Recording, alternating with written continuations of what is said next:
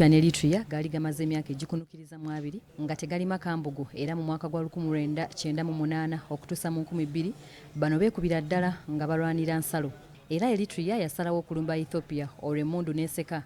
Kyokka mu 2000 bano basirikiriza okulwanagana olwo ne basalawo okweteekako natti era abakulembeze b'amawanga gano baali tebalabagana maaso ku maaso.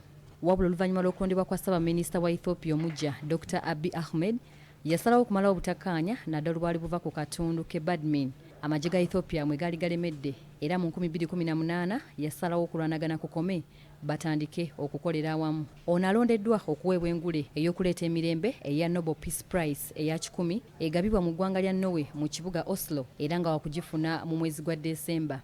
Abantu abawerera ddala 310 be babadde bavuganya ku ngule eno nga ku bano kubaddeko abantu ssekinnoomu 223 wamu n'abo okuva mu bitongole ebyenjawulo 78.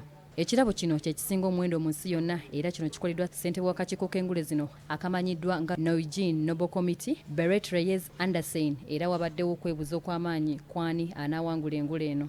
The Norwegian Nobel Committee has decided to award the Nobel Peace Prize for 2019 to Ethiopian Prime Minister Abiy Ahmed Ali for his efforts to achieve peace and international cooperation, and in particular for his decisive initiative to resolve the border conflict with neighbouring Eritrea.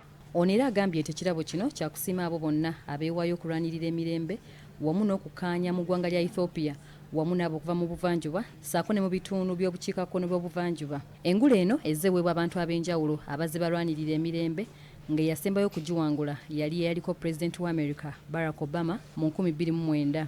Engule eno eyawulwamu ebika omuli abakoze okunoonyereza ku ddagala mu physics, chemistry, abawandiisa ebitabo, ab'ebyenfuna n'emirembe nga Dr. Abiy Ahmed yawangudde ey'emirembe. Ono ye mufiri ku 24 okuwangula engule eno ng'omwaka oguwedde era omufirika Denis Mukwege okuva mu DR Congo ye yagiwangula.